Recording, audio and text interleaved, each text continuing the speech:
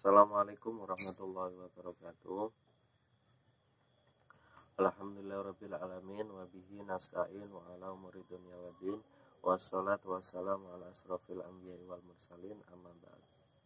Yang saya hormati Bapak Dr. Andes Haji Muslam MAG MPD, dan tak lupa teman-temanku yang saya sayangi dan saya banggakan.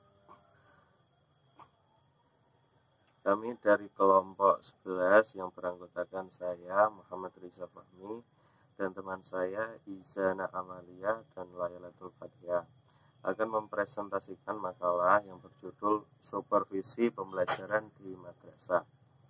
Langsung ke bab 1, yaitu pendahuluan. Supervisi pembelajaran merupakan instrumen penjaminan mutu pembelajaran di madrasah. Supervisi pembelajaran memiliki fungsi penting untuk menstimulasi, mengkoordinasi, dan membimbing guru-guru agar mampu melaksanakan tugas dan fungsi pembelajaran di madrasah secara profesional. Poin B adalah rumusan masalah. Yang pertama adalah apa pengertian supervisi pembelajaran. Yang kedua, apa tujuan supervisi pembelajaran. Yang ketiga, apa fungsi supervisi pembelajaran. Yang keempat, apa saja prinsip-prinsip supervisi pembelajaran. Yang kelima, bagaimana teknik-teknik supervisi pembelajaran. Yang terakhir, yang keenam, bagaimana implementasi supervisi pembelajaran. Bab 2, pembahasan.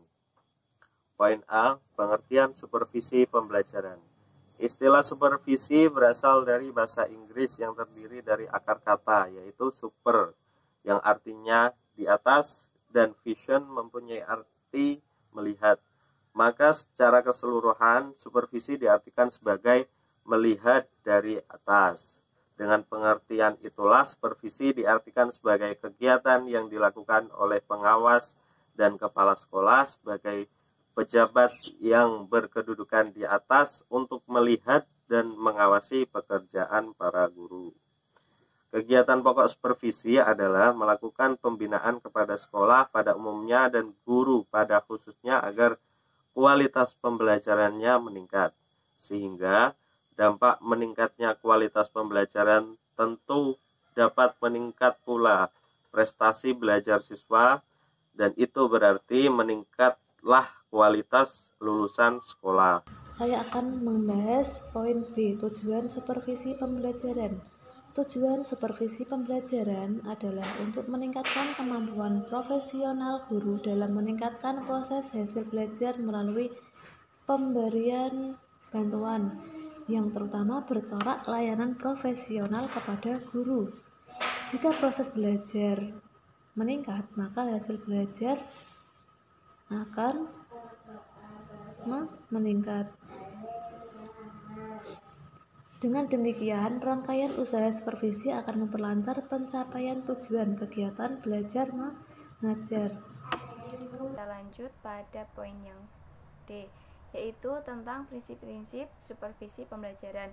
Prinsip-prinsip supervisi pembelajaran itu antara lain, yang pertama, dilakukan sesuai dengan kebutuhan guru. Yang kedua, hubungan antar guru dengan supervisor didasarkan atas kerabat kerja.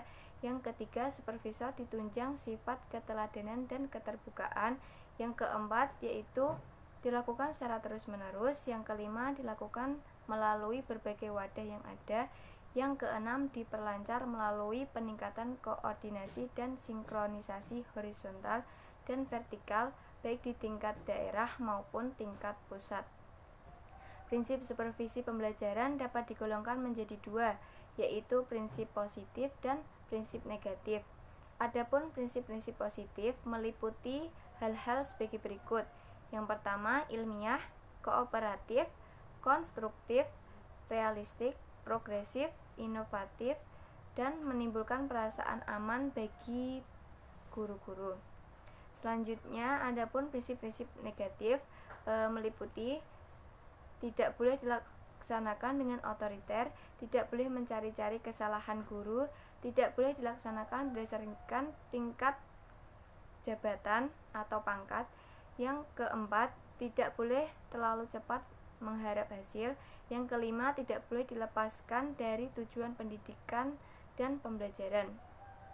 Sekarang kita masuk pada poin yang E, yaitu teknik-teknik supervisi pembelajaran. Supervisor profesional bekerja dengan kemampuan dan keterampilan teknis tingkat tinggi dalam melaksanakan tugas-tugas supervisi. Supervisi pembelajaran dapat dilakukan dengan multi pendekatan dan multimode. Sahertian dan Mahathir membagi teknik supervisi pembelajaran menjadi dua jenis, yaitu bersifat individual dan bersifat kelompok. Teknik supervisi yang bersifat individual antara lain yaitu kunjungan kelas, observasi kelas, percakapan pribadi, saling mengunjungi kelas, menilai diri sendiri. Selanjutnya, teknik supervisi yang bersifat kelompok itu antara lain diskusi panel, laboratorium kurikulum, pembacaan terbimbing, demonstrasi mengajar, perpustakaan profesional, bulletin supervisi, kelompok kerja, musyawarah kerja, forum bersama, dan lain-lain. Sejalan dengan pendapat Sahertian dan Mahathir di atas, Evan dan Negli menyebutkan teknik supervisi terdiri dari teknik individual dan teknik kelompok. Pelaksanaan supervisi pembelajaran dilakukan dengan langkah-langkah tertentu. Sudah menjadi pendapat umum bahwa banyak guru yang mengalami masalah dan kesulitan dalam melaksanakan pembelajaran pada mata pelajaran yang diampunya. Kesulitan itu dapat disebabkan oleh karakteristik mata pelajaran sehingga sulit dipahami guru, atau kesulitan dalam aspek-aspek teknis metodologis sehingga bahan ajar kurang dipahami. Supervisi pembelajaran yang dilakukan pengawas sekolah kepada guru merupakan salah satu upaya membantu guru untuk mengatasi masalah yang dialaminya dalam rangka memperbaiki kualitas pembelajaran baik proses maupun hasilnya. Selanjutnya kita masuk pada poin F, yaitu implementasi supervisi pembelajaran di madrasah. Supervisi pembelajaran di madrasah dilakukan dengan pendekatan yang bersifat pembinaan, pembimbingan, dan konsultatif. Supervisi pembelajaran perlu dilaksanakan dengan asas dialogis, konsultatif, dan menjamin terwujudnya dan terpeliharanya kreativitas guru dan mewujudkan proses pembelajaran yang dapat membangkitkan daya kreatif, krisis, dan komunikatif kolaboratif peserta didik. Selanjutnya, yang terakhir yaitu kesimpulan.